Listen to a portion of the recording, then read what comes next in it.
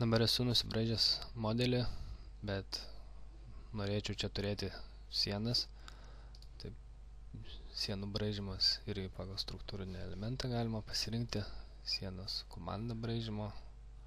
Čia pasirinkamas jos storis. Taip pat kaip perdangai sukuriamas 25 mm vienodo constant storio siena.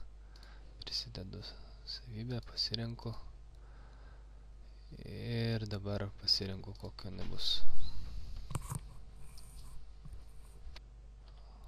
jinai bus aukščio. Tai tarkim čia pas mane 3 metrai, brėžia aukštyn arba žemyn. Dabar aš pasirinku, kad brėžia aukštyn ir nurodau nuo kur iki kur tą sieną nubrėžiau.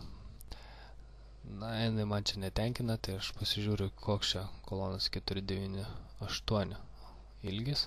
Tai ir sienos galėtų būti 498. Pakoreguoju, dabar čia lygu. Čia gal net aš nenoriu iš vis kolonų matyti, tai jas galiu ištrinti.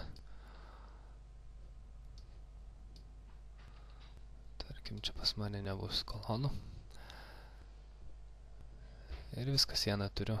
Galiu įsijungti, pasižiūrėti, kaip čia jos storis rodo.